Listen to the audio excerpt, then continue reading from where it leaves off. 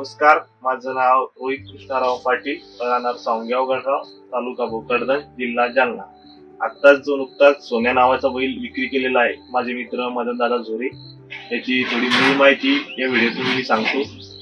आता सोन्या नावाचा बैल आहे हा 7-8 महिन्यापूर्वी मदनदादांनी पिंपळगाव रेणुका येथून 1 लाख रुपयाची खरेदी केली होती.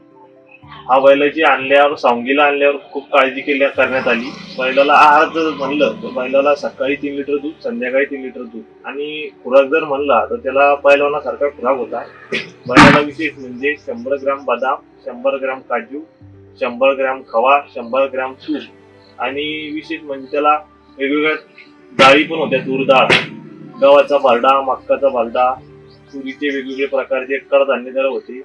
आणि बैल देखणा असल्यामुळे आणि बैलात राग खूप होता. नंतर आम्ही बैलाची ट्रेनिंग घेत गेलो 6-7 महिने. बैलाची आमच्या गावात गायरान असल्यामुळे बैलाची प्रॅक्टिस योग्य झाली. नंतर जसं सीझन चालू झाला आमचं शंकरपाट आमच्याकडे भरपूर चालतो.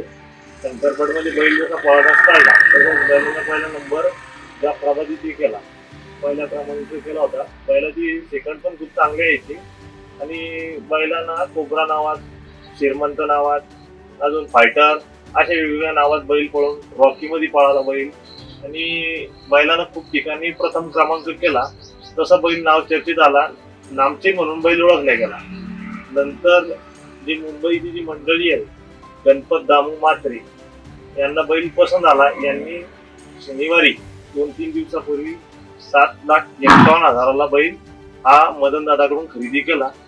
बैलाचं खूप पळण्यामुळे बैल चांगला विक्री झाला. धन्यवाद.